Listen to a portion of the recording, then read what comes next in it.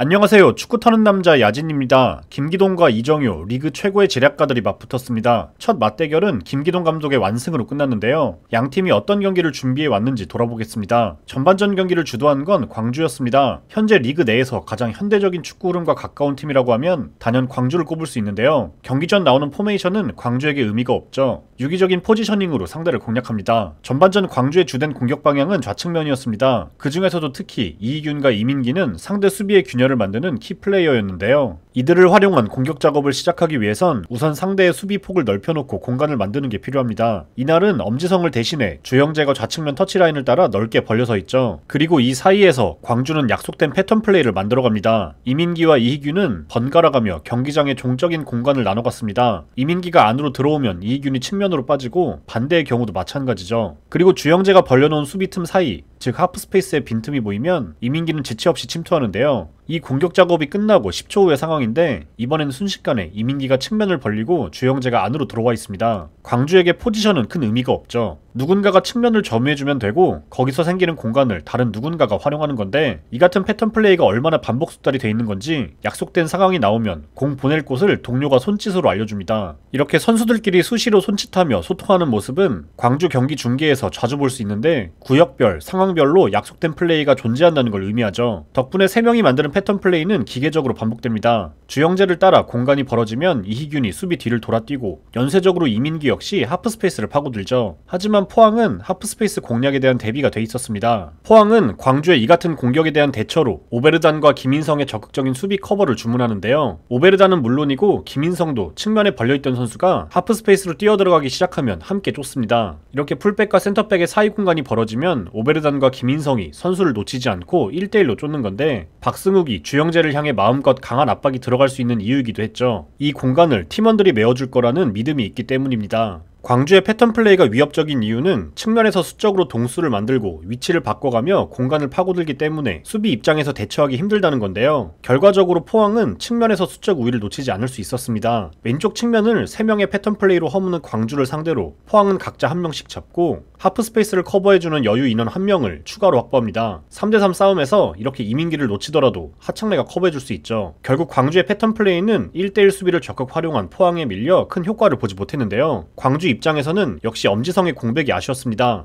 활발하게 약속된 움직임을 가져갔지만 이렇게 공간을 타격하는 침투만으로는 수적 우위를 확보해놓은 상대 수비에 균열을 내기 힘들죠. 만약 온더볼 상황에서 확실한 강점이 있는 선수가 상대 수비를 흔들어줬다면 보다 원활한 하프스페이스 공략이 가능했을 것으로 보입니다. 이번엔 광주의 공격이 왼쪽에 집중될 수밖에 없었던 이유, 포항의 약속된 압박을 보겠습니다. 광주의 지공 상황에서 왼쪽 센터백 안영규가 볼을 잡았을 땐 포항은 별다른 대응 없이 좁게 대형 유지만 해줍니다. 중앙 길목만 적당히 막아주고 이를 풀어주기 위해 전방에서 내려오는 허율만 그랜트가 잡아주면 되는데요. 반면 우측 센터백 티모에게 공이 가면 상황이 달라지죠. 우측으로 공이 가는 순간 포항의 압박 트리거가 발동됩니다. 이날 선발 출전한 윤재훈이 많이 띄워주면서 티모를 1차적으로 눌러줌과 동시에 제카는 후방 미드필더 이순민을 견제합니다. 결국 티모를 돕기 위해 두현석과 정우현이 모두 공 가까이로 올 수밖에 없는데, 결과적으로는 우측의 간격이 벌어지면서 우측면에 넓게 서있던 아사니가 이렇게 고립되죠. 이곳에서 3대3 싸움이 벌어지는 사이 온더블 능력이 뛰어난 아사니에게 공이 가는 상황을 원천 봉쇄하는 수비였습니다. 그리고 눈에 띄었던 건 역시 이 구역에서도 1대1 대인방어인데요.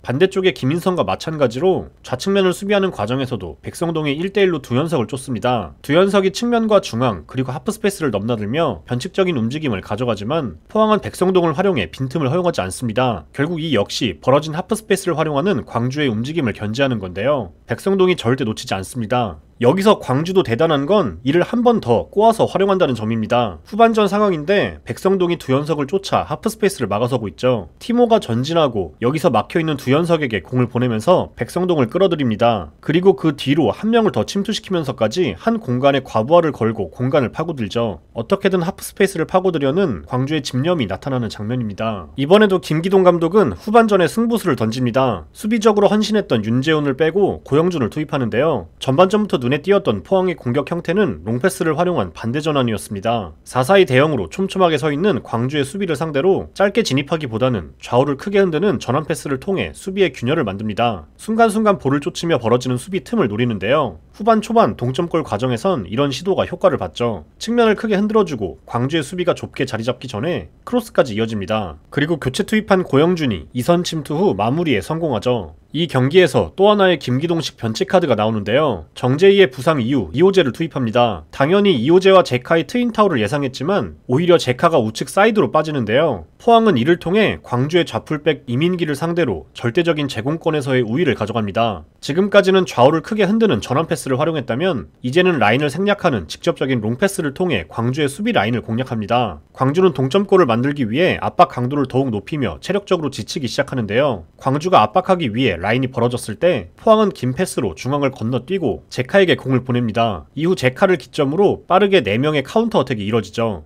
여기에 더해 한쪽에 집중하는 포항의 압박 체계는 경기 중후반이 지나면서 광주의 이희균과 이순민 등이 교체 아웃된 후에 더욱 빛을 봅니다. 주전 선수가 빠진 광주는 후방 빌드업 과정에서의 안정감이 떨어지는데요. 포항은 전방에서부터 볼 탈취에 성공한 뒤 빠르게 마무리까지 연결한 숏 카운터에 성공하죠. 이번에도 90분 전체에 큰 그림을 그리는 김기동 감독의 노림수가 적중했습니다. 정말 대단하다는 말밖에 할 수 없는데요. 광주의 전술적이고 조직적인 공격 형태를 철저하게 대비해온 포항이 승점을 챙길 수 있었죠. 자신들이 잘하는 축구를 극대화하려는 광주와 상대에 따른 유연한 맞춤 대응에 능숙한 포항의 이번 맞대결은 올 시즌 K리그에서 볼 수 있는 가장 수준 높은 전술적인 승부였습니다. 시청해주셔서 감사합니다.